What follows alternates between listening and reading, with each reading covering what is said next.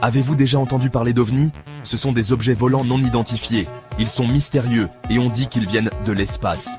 Certains pensent que ce sont des vaisseaux spatiaux venus d'autres planètes. Imaginez un peu, des extraterrestres qui nous rendent de visite.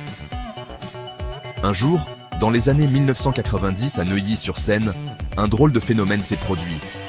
Un objet lumineux est apparu dans le ciel. Il brillait de mille feux et se déplaçait à une vitesse incroyable. Beaucoup de gens l'ont vu. Était-ce un avion? Un hélicoptère? Non, ce n'était ni l'un ni l'autre. Cet objet n'avait rien de connu. Était-ce un ovni? Jean-Édouard et Camille, deux adolescents de Neuilly-sur-Seine, jouèrent le soir au parc Saint-James lorsqu'ils ont vu l'objet étrange. Intrigués, ils ont décidé de le suivre. L'objet s'est posé dans le bois voisin. Jean-Édouard et Camille, curieux, se sont approchés prudemment. Soudain, une porte s'est ouverte. À l'intérieur, ils ont découvert un décor incroyable. Des lumières clignotantes, des écrans géants et... un extraterrestre. Il était petit, gris et souriant. Il s'appelait Zorp. Zorp était perdu. Son vaisseau avait besoin de pierres spéciales pour repartir. Ces pierres étaient cachées dans Neuilly-sur-Seine. Jean-Édouard et Camille ont décidé d'aider Zorp à les retrouver.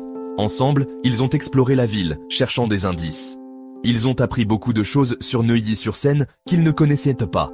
Finalement, grâce à leur curiosité et leur persévérance, ils ont trouvé les pierres. Elles étaient cachées dans un endroit étonnant. Le musée des automates. Grâce à Jean-Édouard et Camille, Zorp a pu réparer son vaisseau et rentrer chez lui. Avant de partir, il les a remerciés pour leur aide et leur a offert un cadeau. Une pierre lumineuse. Depuis ce jour, Jean-Édouard et Camille regardent le ciel différemment.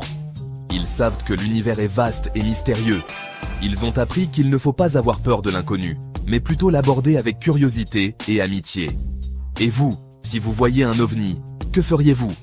Abonnez-vous pour davantage d'histoires.